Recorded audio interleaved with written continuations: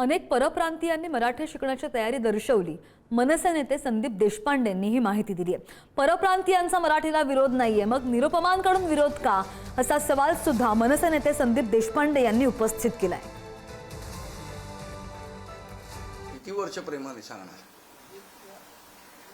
1960 सालापासून प्रेमानेच सांगतोय त्यांना, अजून किती प्रेमाने सांगणार? काल अनेक उत्तर भारतीय जे रिक्षा चालवणार आहेत, टॅक्सीवाले आहेत, हे आमच्या पक्षातल्या अनेक कार्यकर्त्यांना, पदाधिकाऱ्यांना भेटले। त्यांचं म्हणणं असं आहे की आम्ही भाषा शिकायला तयार आहोत, आम्ही भाषा बोलतो सुद्धा। मग जर त्या लोकांचं कुठल्याही प्रकारे त्याच्याबद्दलचं ऑब्जेक्शन नाही, तर संजय निरुपमचं ऑब्जेक्शन असण्याचं कारण काय? प्रॉब्लेम कुठल्याही रिक्षेवाल्याला नाही, कुठल्या टॅक्सीवाल्याला नाही आहे। प्रॉब्लेम हे संजय निरुपम आणि शशांकराव सारख्या लोकांनाच आहे। संजय निरुपम सारख्या भैया लोकांना मराठी पोलीस का सपोर्ट करतायत? मराठी मुलांना जेलमध्ये टाकून भैया निरुपमला पाठिंबा देणार आहे कुठलं सरकार आहे?